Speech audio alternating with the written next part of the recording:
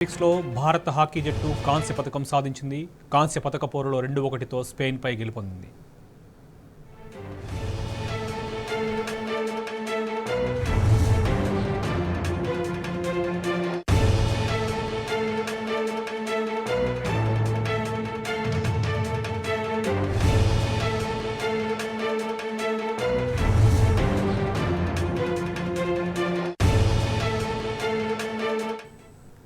Breaking news చూస్తున్నాం. Olympics కాంస్య పోరులో భారత హాకీ యోధులు గర్జించారు. విశ్వ క్రీడల్లో దేశానికి 4వ కాంస్య పథకం అందించారు. స్పెయిన్తో హోరాహోరీగా సాగిన పోరులో టీమిండియా 2-1తో కంచు మూత మోగించారు. ఒక దశలో 1-0తో వెనుకబడిన భారత జట్టు కెప్టెన్ హర్మన్ ప్రీత్ సింగ్ వరుస గోల్స్తో ప్రత్యర్థికి దడ పుట్టించింది. చిరస్మరణీయ విజయంతో కాంస్యాన్ని ముద్దాడింది.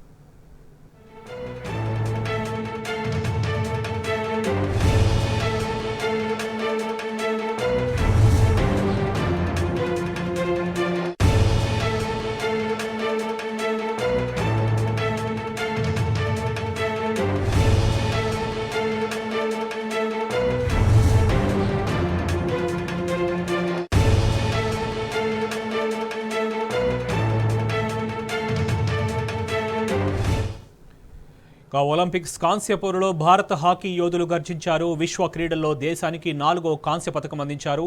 స్పెయిన్తో హోరాహోరీగా సాగిన పోరులో భారత హాకీ జట్టు 2-1తో కంచు మూత మోగించింది. ఇదే అంశానికి సంబంధించి పూర్తి సమాచారం మా ప్రతినిధి రఘునాథ్ తెలుసుకుందాం. రఘు, చెప్పండి.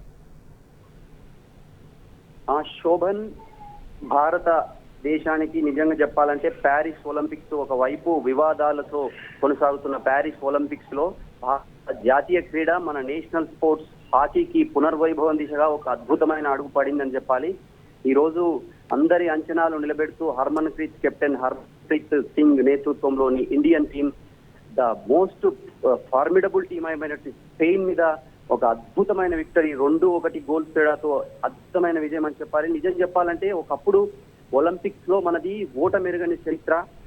గొప్ప గొప్ప దేశాలను సైతం గడగడలాడించిన ఇండియన్ టీము ధ్యాన్ చంద్ ఎరాలో ఉన్నదో ఆ తర్వాత ఎప్పుడైతే ఆస్ట్రోటర్ఫ్ మైదానాలు వచ్చిన తర్వాత ఇండియన్ హాకీ ప్రారంభమైంది.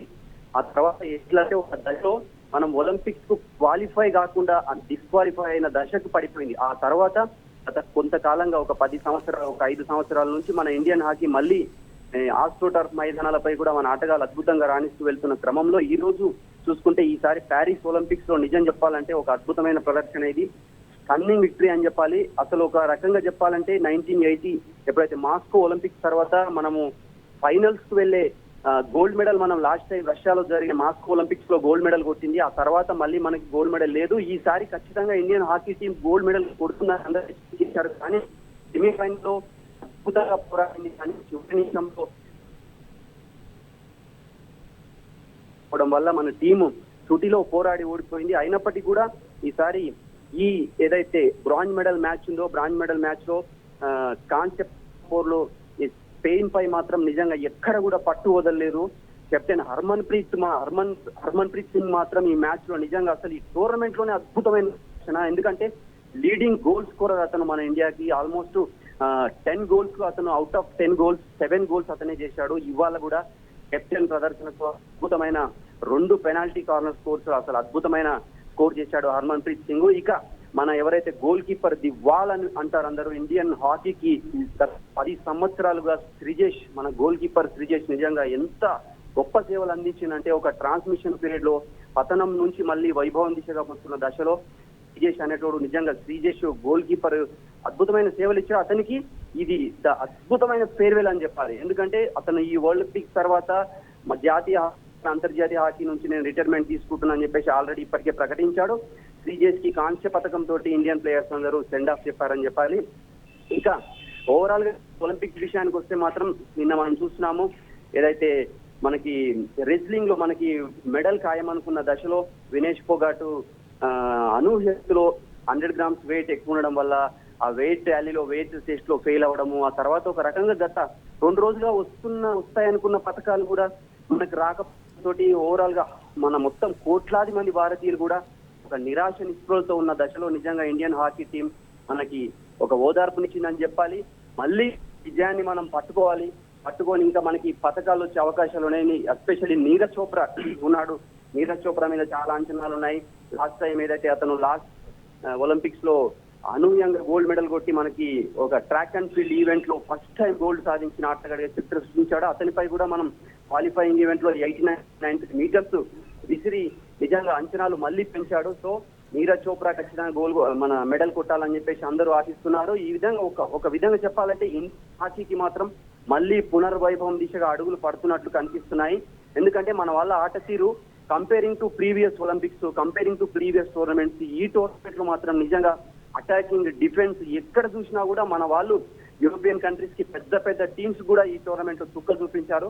ఎస్పెషల్లీ ఆస్ట్రేలియా లాంటి ఒక పవర్ఫుల్ టీమ్ ని ఈసారి మనం ప్యారిస్ ఒలింపిక్స్ లో ఓడించాము. ఆల్మోస్ట్ 5 డెకేడ్స్ అంటే దగ్గర ఒక 50 సంవత్సరాల తర్వాత మనం ఫస్ట్ టైం ఆస్ట్రేలియాని బీట్ చేశాం ఈ టోర్నమెంట్. తర్వాత ఆస్ట్రేలియాతో పాటు స్పెయిన్ కూడా అంత చిన్న టీం కాదు, స్పెయిన్ చాలా పెద్ద టీం. ఎస్పెషల్లీ ఆస్ట్రోటర్ఫ్ గ్రౌండ్స్ వచ్చిన తర్వాత స్పెయిన్, బెల్జియం అండ్ నెదర్లాండ్స్ ఇవన్నీ కూడా మన చాలా ఫార్ బిహైండ్ ముందుకు వెళ్ళిపోయాయి. కానీ గత రీసెంట్ గా మన ఇండియన్ నేషనల్ స్పోర్ట్స్ హాకీ మీద బాగా దృష్టి పెట్టిన ఏదైతే మన హాకీ అసోసియేషన్ ఫారిన్ కోచ్ ని డంప్ చేసుకోవడం కావచ్చు, ఏదైతే ఫారిన్ కోచెస్ ని డంప్ చేసుకోవడము, అక్కడ నుంచి మన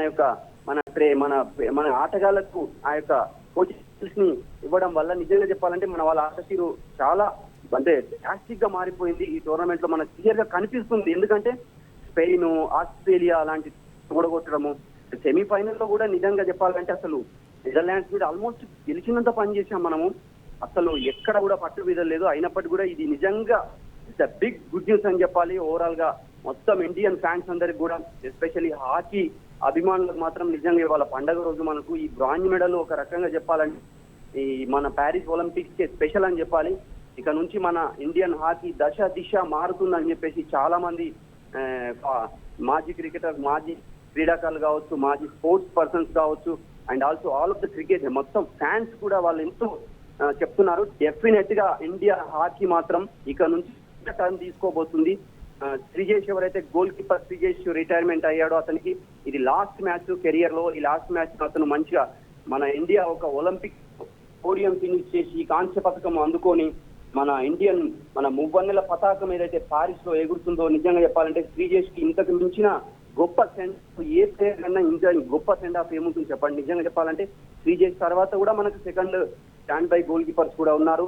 అతని భర్తీ పూడ్చలేనిది. అయినప్పటికీ కూడా ఇక నుంచి మాత్రం మన జాతీయ క్రీడ హాకీ మరొక వెలుగుతుందనడం మాత్రం ఖాయం అని చెప్పాలి. Shobhan. Right Raghu, thank you.